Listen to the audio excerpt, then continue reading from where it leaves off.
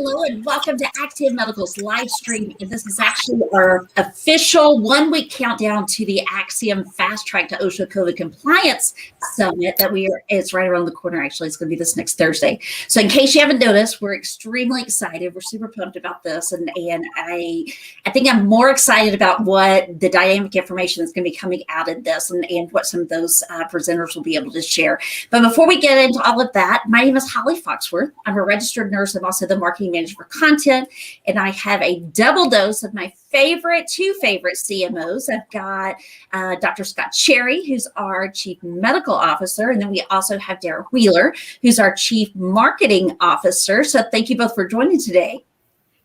Thanks for having me. Yeah, definitely. Normally, I'm sure many are aware of what your titles are, but just in case that they haven't had the opportunity to meet you both, give us just kind of a brief description of what it is that you do, what your title is, and your role here. Dr. Cherry, do you want to start? Sure. My name is Scott Cherry. I'm Axiom Medical's Chief Medical Officer. I've been here almost 4 years now. My professional background is I'm board certified in preventive medicine, public health, and occupational environmental medicine. So it's really a focus on population health in communities and in different populations. And I've spent really the majority of my career in employee populations, supporting the government, the military, and industrial operations. So it's a pleasure to be here today. Awesome. Thanks for joining. How about you, Dara? Hi, everybody. My name is Dara Wheeler. I'm Axiom's Chief Marketing Officer. I'm the less fancy CMO.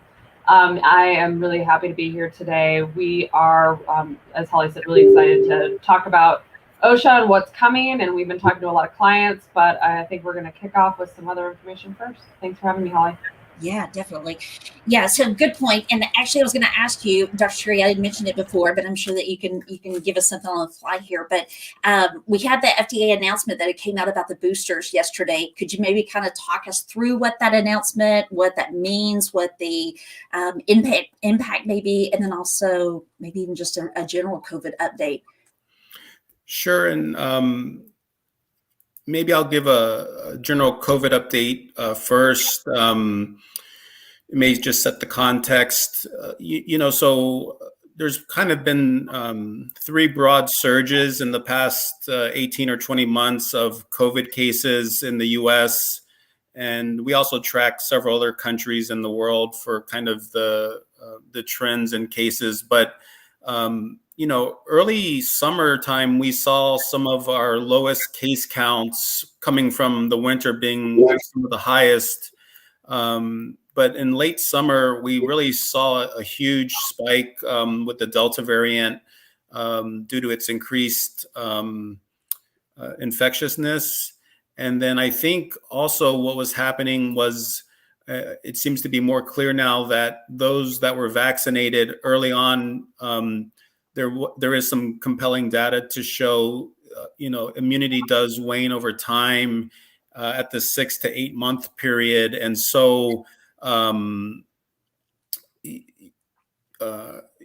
I think that's also a factor in some of the surging that we're seeing in the US. But we have been trending down now, which is good to see. But because last winter was such a large spike, I do think we are really looking to see how cases, kind of evolve over this fall and winter timeframe. We are starting to see already a slowing of the decline of cases. So, that is the kind of the current status. And, I was tracking the FDA, and there may have been an update that I missed yesterday, Holly, because I was in an all-day meeting. But I know that the FDA was actively looking at providing recommendations. The advisory committee had provided recommendations. I don't know if they've been approved or not about mix and matching of the vaccines. And so did the FDA actually approve that yesterday? Oh, great. I know the advisory committee had already made that recommendations. I was just, I hadn't seen that final report. So, it's really interesting. There's 2 technologies out there. The two mRNA vaccines, which showed very high levels of efficacy. And then the Johnson & Johnson adenovirus vector vaccine showed also very high levels, but not as high as the messenger RNA one. So based on what I had been seeing from the advisory committee, they are looking at allowing for now those who got Johnson & Johnson to actually get an mRNA booster. And you could do it vice versa, but I think those probably with mRNA first series vaccinations will probably just stay with that. But there does seem to be some really great cross reactivity between the vaccines to provide very high levels of coverage. Mm-hmm, definitely.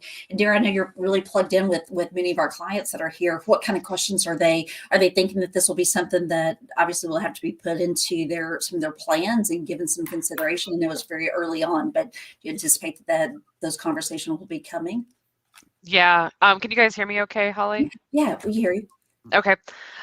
Yeah, I think it's too new for employers to have done anything yet with the information. I do know that most employers we've been speaking to are a bit overwhelmed by all of the new information and pending regulations and how to approach them.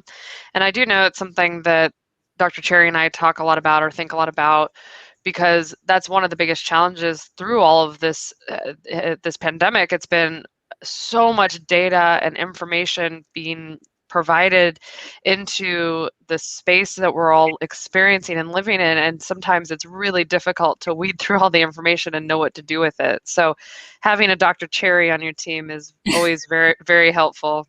Absolutely, yeah. Well, kind of moving on then to the summit and some of the things I wanted to get both of your thoughts about. So when you look at the title and it says Fast Track to OSHA COVID Compliance, it seems like there's a lot kind of packed into some of those words, specifically fast track. So speak to us maybe about the urgency and timelines that we may be anticipating here for when employers will need to have a plan and then work towards getting that implemented and getting fully compliant. Yeah, I'll start. We've gotten a little bit of insider information. We don't know all of it yet, and I know the biggest question we're getting right now is when will it be released, and how fast will employers have to comply? And right now, what we're hearing is we expect it to come out before the end of the month. And we also expect that there's going to be a relatively quick turnaround for employers to comply to pending regulations. So as Axiom is thinking about how to support employers through this, it's all about speed to scale, and how do we deliver a supporting product set that can help employers get into compliance as fast as possible, because the turnaround could be very quick. I think for the emergency temporary standard for healthcare workers, I think the turnaround for compliance was within 7 days for employers. That's fast. I don't know if this will mirror that, or if there will be some grace period to kind of manage and get into compliance. But either way, I do know that the impetus will definitely be on employers to be doing something. And one of the things that Chuck Kable has talked a lot about, for those of you who have listened to Chuck, is that even if you've been doing things, a lot of our clients have put a lot of these measures in place a year and a half ago. It's not enough to just put some of these programs in place. You now have to document, you have to have the policies, you have to have all of the record keeping components that can show compliance, which is a nuance that I think some of our clients that are already doing a lot of the really great work to keep people healthy and safe are thinking about. So it's okay, we've been keeping people healthy and safe. Now we just have to show and prove that we've been keeping people healthy and safe. Yeah, definitely. Well, some of the feedback that we've gotten at this point, I think the two words I'm universally kind of hearing here are how and wow, in terms of how is it that we would be able to pack that much information in such a short time period. I think it's 10 a.m. to 2 p.m. So Dara, is that doable? Can we get that much in such a short time period? We're up to the challenge. We'll see. Yeah. Yeah, there's going to be a lot of great information. At Axiom, those of you that have been following us and participating in our webinars, we try to give really good, actionable information for all of you. So the goal for this time is going to be to do more of that, because we've faced a lot of timing issues when we only have a 1 hour webinar. We just can't get to it all. But I think in 4 hours, we should be able to get to most of it. We could do it, yeah. Dr. Cherry, so kind of looking at the schedule there, we had like 8 sessions, so we've got like 30 minutes for each of those, and I know that you're both participating in one of those. But what are some of the additional sessions that maybe the viewers will look forward to listening to, or maybe what you're looking forward to listening to as well? Well, I think our keynote speaker is really, if you haven't seen him before speak or see his leadership at OSHA for a number of years, I think seeing him live talk to this will be very compelling. I think he can still represent the agency's spirit and intention, and really their focus on protecting employees. I'm in this field for 15, 20 years now. And even when I see him speak on things, it really does show the laser focus of the agency's mission to protect employees. So I actually rotated as a medical resident at OSHA. I didn't get the chance to meet Dr. Michaels, and I think he probably was just coming on in early 2009 when I was there. But when I was there talking to some of the docs that were my mentors, they said that there may not even be another medical standard that ever gets pushed through OSHA. And that's what's always been in the back of my mind. But, we've helped manage the new silica standard a couple of years ago. And so I think he actually speaks to that being starting back in 1997 was the original work. But I think he's going to be exceptionally compelling to look at and just really see his views, straight from the horse's mouth, so to speak. Although he's not there any longer, I do think his legacy is still there. For sure. Yeah. How about you, Dara? Yeah, I'm really looking forward to hearing what Dr. Michaels has to say. I think he's going to give us as much insight as he can without giving away anything that hasn't been announced yet. We also, in addition to all of our normal experts like Dr. Cherry and Chuck Kable, we also have some other health and safety experts that are joining us. We have Denis Baker and we have Trodder, who are both phenomenal in the health and safety industry, again, to help practically roll out programs. So it's great for us all to be thinking about what regulations are going to be and when and why and wow, like Holly said. But in addition to that, how do we actually put something in place? So we've got great people joining us to help our employers and our team members put something practical in place, and something that won't take 8 years to put in place, but we can do quickly and without too much pain. For sure, yeah. I think I'm most excited also about some of the discussion that I'm expecting that Chuck will have about how to make some of those determinations about who qualifies for an exemption, and how you can make some of those decisions in a workplace type of environment. So it seems like we don't have very much guidance to this point on that subject, so that should be great. I'm also looking forward to the one from Linda White, where we talk about the data security as well, and how it is that you can protect all of this. I think that's definitely going to drive the conversation in the coming year for sure. All right. Well, Derek, could we see some of these faces then before the big day next Thursday? You never know. I think we're going to have some short videos coming out as we roll out different information about the different sessions. So hopefully you all will be able to log in and register for the ones that are interesting, and all of them will be. So join us for that. Holly, if you want to talk everybody through the registration process. Yeah, sure, definitely. Yeah, so if you haven't already registered, you actually can select the link that's right there in the description, and that's going to bring you to this page, and it has all of the individual 8 sessions that are listed there. So just check each of the sessions. That'll give you an automatic calendar invite that will go there and kind of give you the prompting information on how it is that you can log into this. But we're really excited.